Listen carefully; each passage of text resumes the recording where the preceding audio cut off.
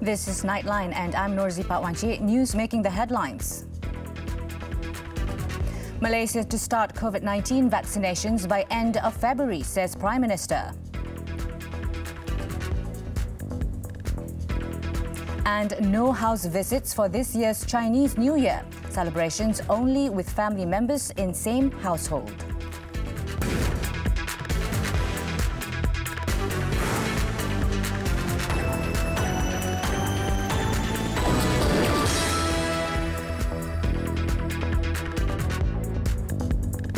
The government will roll out the national COVID-19 immunization program at the end of the month, the biggest ever vaccination exercise in Malaysia. The Prime Minister, in a special national address on Thursday, said 80% of the nation's population will be vaccinated and it will be given to Malaysians for free.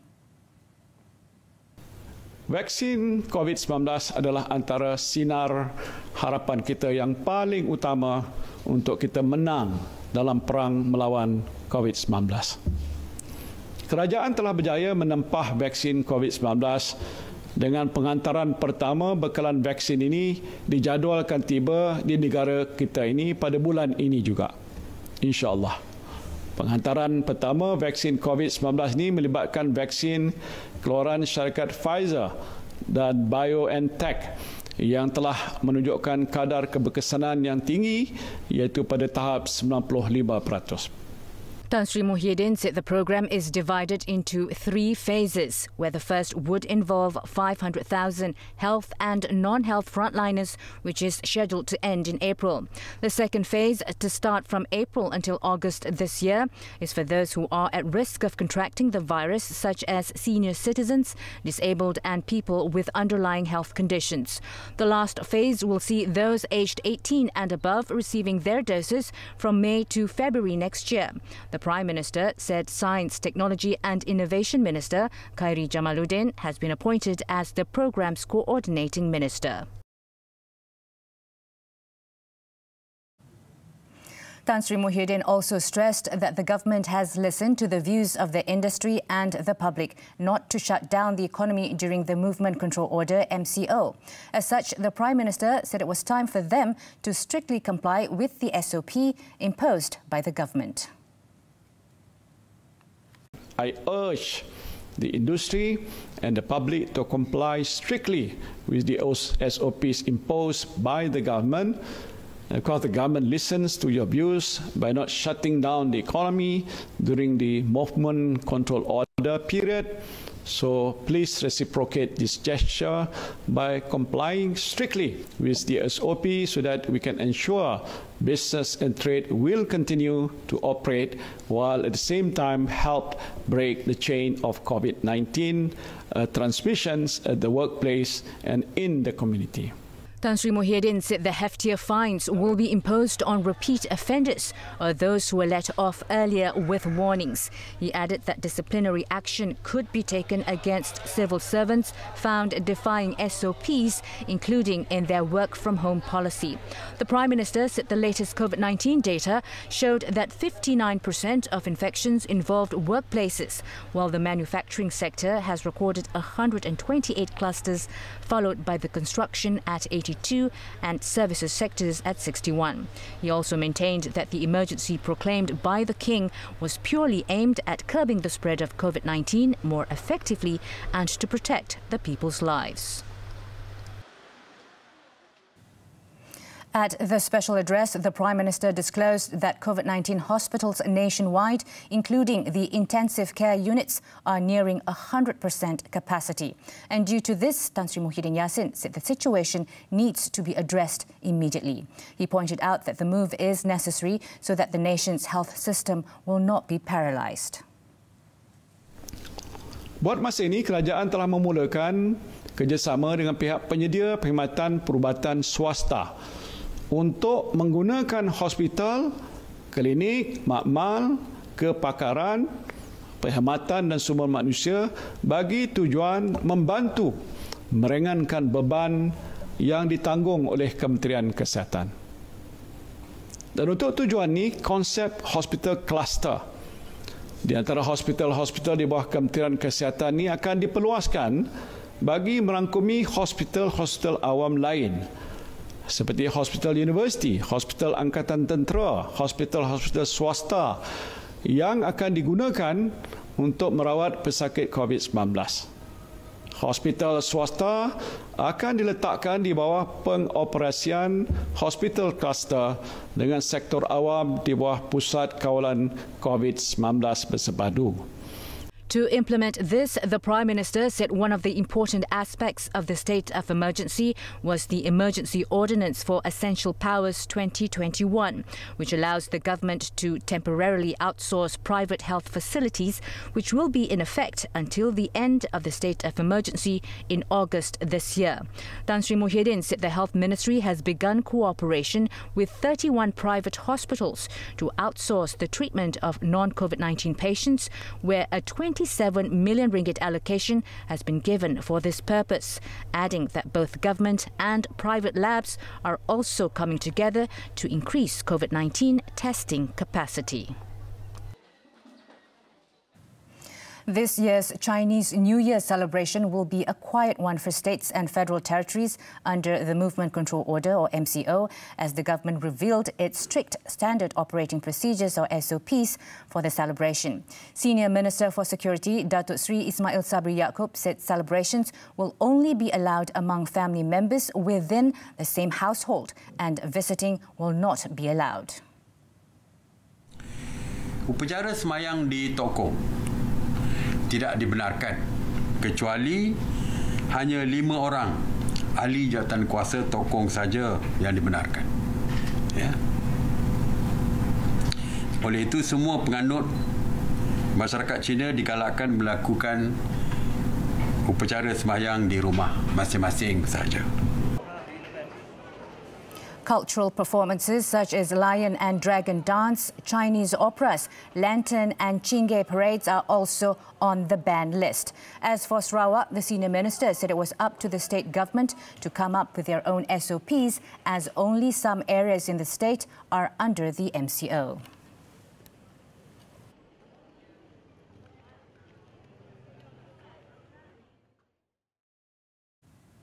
At the same media conference, the senior minister also announced that barbers, salons, car wash and night markets will be allowed to reopen beginning Friday. Datuk Sri Ismail Sabri said these businesses can operate up to 10 p.m. following strict standard operating procedures (SOPs).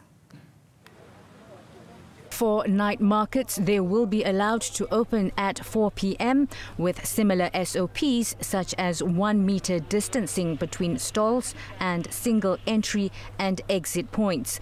For barbers and salons, they will only be allowed to carry out haircuts and no other services such as facials. He also reminded that all businesses will have to strictly follow the SOPs or face closures.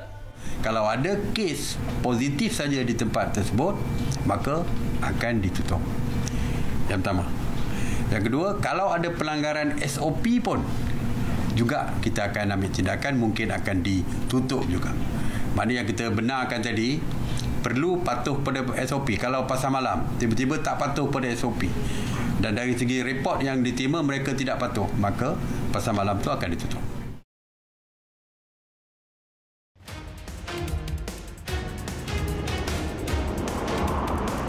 The Malaysian rail industry, the new challenges brought about by the COVID-19 pandemic, and propelling the nation to the next stage of development. Unearthing the potential of rail this Saturday on Money Matters with Thamina Kausji, 5 p.m. on TV3.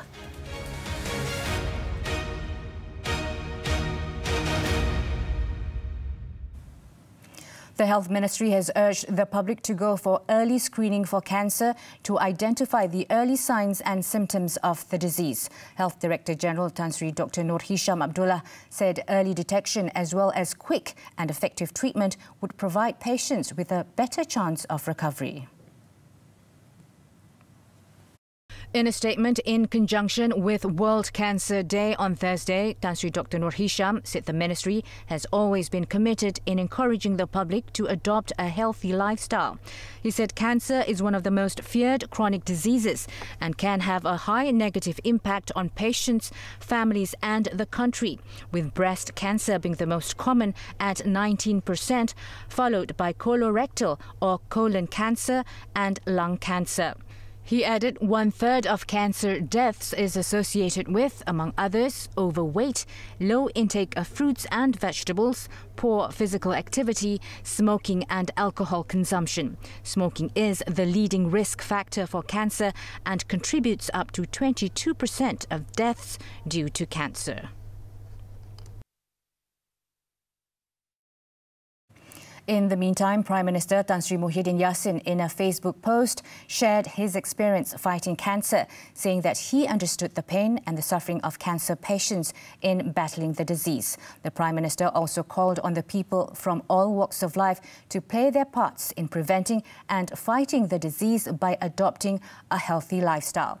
Tan Sri Muhyiddin said that apart from the comprehensive treatment, early detection and quick action to seek treatment can increase the chances for patients' recovery. Therefore, the Prime Minister encouraged the public to get regular health screening tests to avoid late detection of cancer. He also advised Malaysians who are fighting the disease to remain optimistic.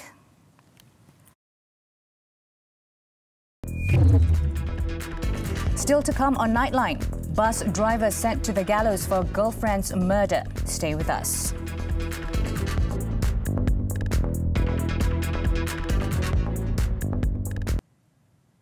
Welcome back. Tan Sri Muhyiddin Yassin arrived in Jakarta for a 2-day official visit to Indonesia at the invitation of President Joko Widodo. Tan Sri Muhyiddin and his wife, Puan Sri Noraini Abdul Rahman, arrived at the Halim Perdana Kusuma International Airport at 4:30 p.m. local time. The couple were met on arrival by Indonesian Home Affairs Minister Tito Karnavian, Malaysian Foreign Minister Datuk Sri Hishamuddin Tun Hussein and Malaysian Ambassador to Indonesia Datuk Zainal Abidin Bakar. This is Tan Sri Muhyiddin's first official visit to Indonesia after being appointed as Prime Minister in March 2020. The visit will provide a platform for the two leaders to further strengthen the bilateral relations and cooperation of both countries. Among the issues expected to be discussed are related to the palm oil discrimination, implementation of the reciprocal green lane and cooperation in addressing COVID-19.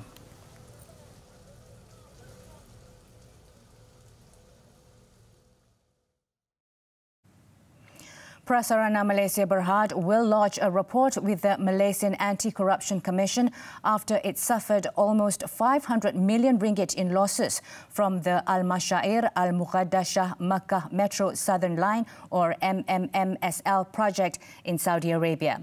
Its chairman, Datuk Sri Tajuddin Abdul Rahman, said the losses, which were for the financial year ended December 31st, 2019, will also be reported to the Companies Commission of Malaysia or SSM. Based on the internal audit and forensic investigation and our external legal counsel finding, we believe there were mismanagement, lack of compliance with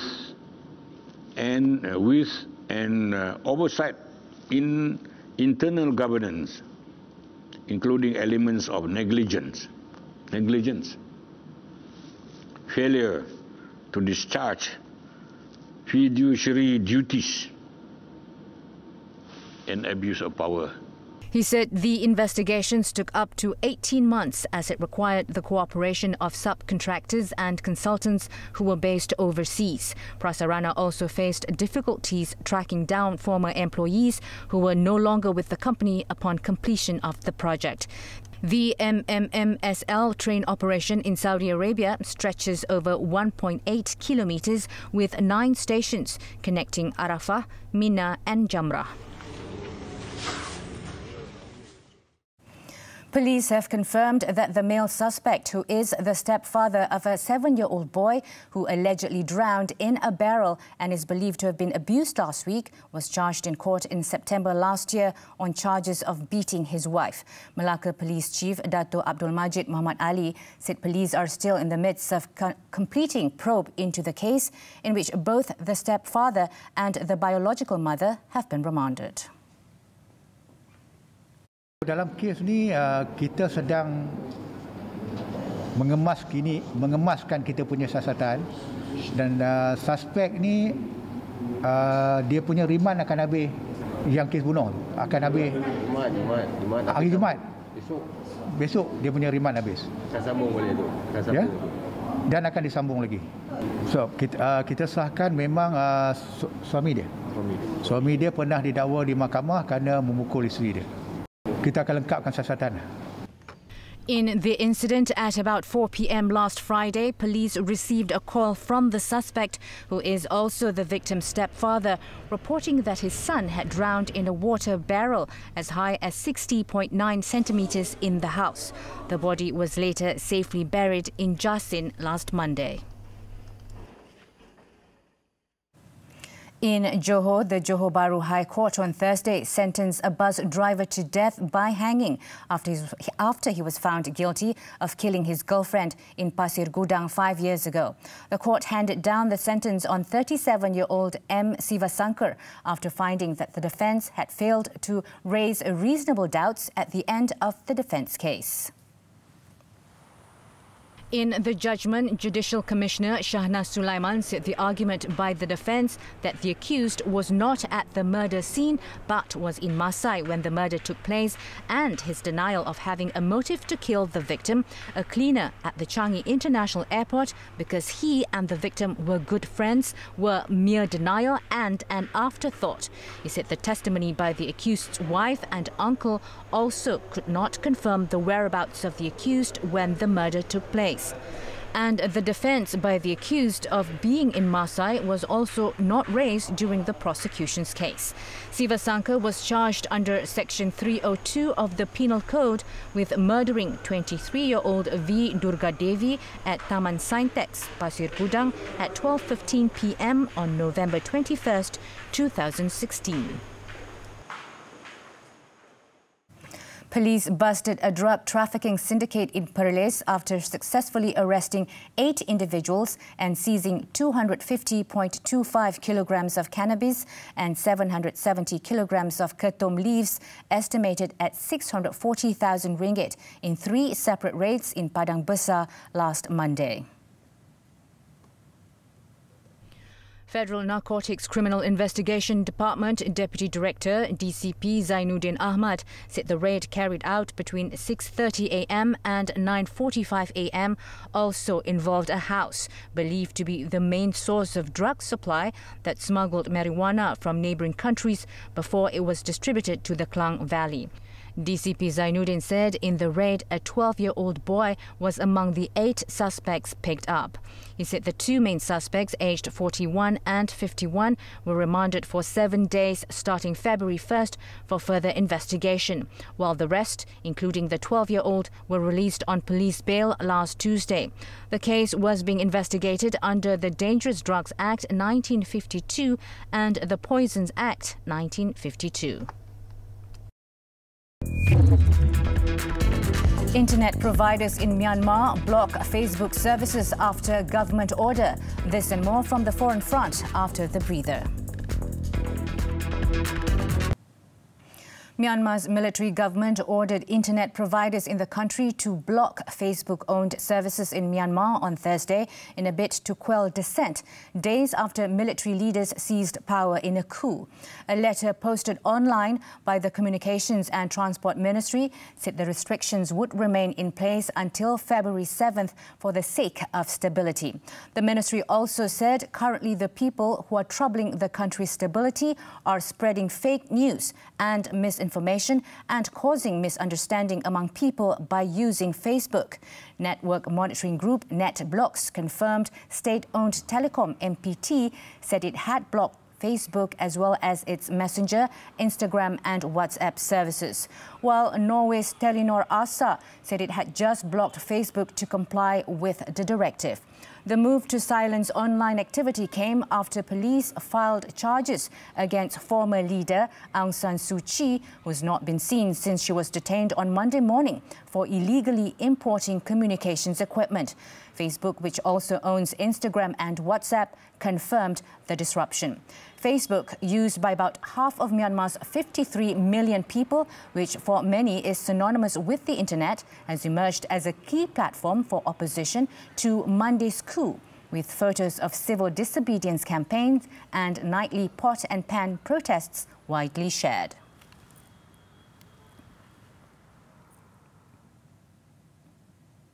At least 2 people died and over 90 people were injured and sickened following an ammonia leak from an ice plant in the Philippines on Thursday.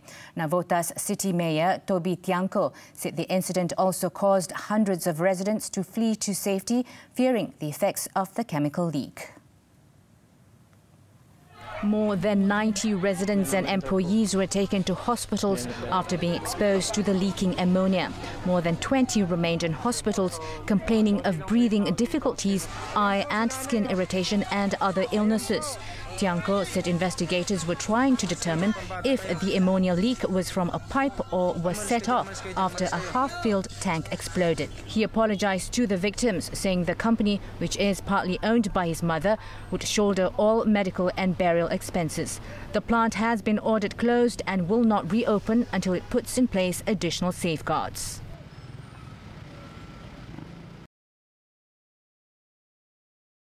Indonesia on Thursday rolled out COVID-19 breath test detectors at train stations to accelerate the detection of positive cases and curb the spread of the virus. The detectors, known as GENOS, developed by the University of Gajah Mada, detects the reaction between the coronavirus and body tissue in the respiratory tract with at least 95% accuracy.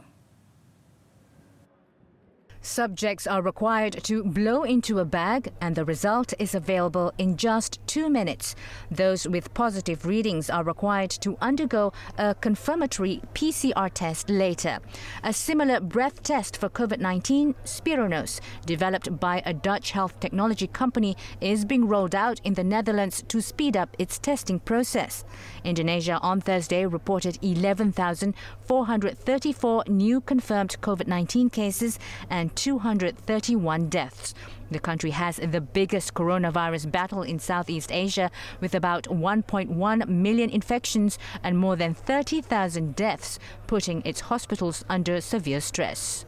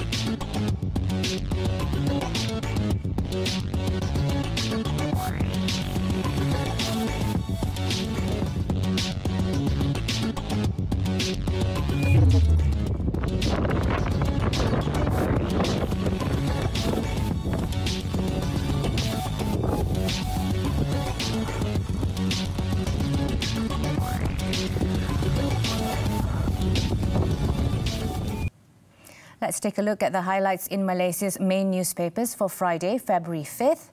The New Straits Times and Malaysia's best-selling Malay newspaper, Harian Metro, both highlight the vaccine rollout, with the national immunisation plan to be executed in 3 phases from the end of this month to February 2022.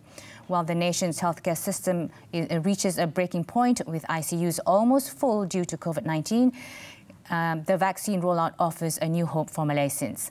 Finally, MCO 2.0 may see rising reports on domestic abuse gets the front page of the Malaysian Reserve. Don't forget to get your copies or subscribe to the online newspaper. Myanmar residents clapped, beat pots and pans and honked their car horns on Thursday in protest at the military coup. As we wrap, we leave you footage from downtown Yangon showing angry locals venting their frustration at the army generals who toppled leader Aung San Suu Kyi and calling for the civilian government to be reinstated following the moves by the military to dissolve parliament. With that, I'm Rosie Patwanchi. Thank you for watching. And let's break the chain of COVID-19 infection. Stay home and stay safe, Malaysia.